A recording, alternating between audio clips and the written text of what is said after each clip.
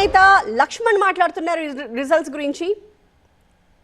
చంపబెట్టి లాంటి తీర్పునిచ్చి మీ గ్యారెంటీలు చెల్లవు, గ్యారెంటీలు ప్రజలను మోసం చేయడానికి అని చెప్పి కాంగ్రెస్కు ఏదైతే అటు మహారాష్ట్రలో కానీ హర్యానాలో కానీ ఛత్తీస్గఢ్లో తీర్పునిచ్చారో తెలంగాణలో కూడా మీ గ్యారెంటీలు చెల్లవని ప్రజలు స్పష్టం చేయబోతున్నారు. గ్యారెంటీల పేరు మీద ఏ రకంగా మోసం చేస్తూ ఉన్నారు. ఇవాళ అన్ని వర్గాల ప్రజలు, ఇవాళ నిరుద్యోగులు, విద్యార్థులు, ఉద్యోగులు, ఉపాధ్యాయులు, అధ్యాపకులు, చివరికి పెన్షనర్లు కూడా ఏ రకంగా సతమతమవుతున్నారు. ఫీ రియంబర్స్మెంటు నోచుకోరు, విద్యార్థుల అర్ధాంతరంగా చదువులు మానేసేయడము, ఇవాళ రిటైర్ అయినటువంటి ఉపాధ్యాయులు, అధ్యాపకులు కనీసం వాళ్ళు కష్టపడి సంపాదించిన సొమ్మును ఆదా చేస్తే వారు చెల్లించారు. రైతులను మోసం చేశారు, దళితులను మోసం చేశారు, బీసీలను మోసం చేశారు.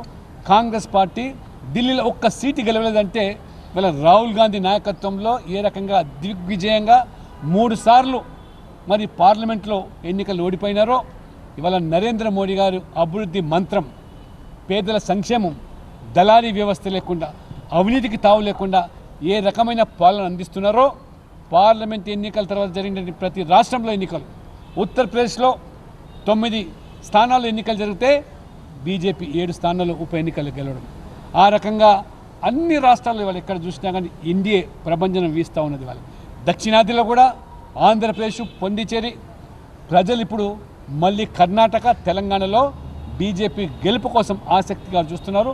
ఇప్పటికే కాంగ్రెస్ లుకలెకలు ప్రారంభమైనాయి, ఢిల్లీ బాట పట్టారు.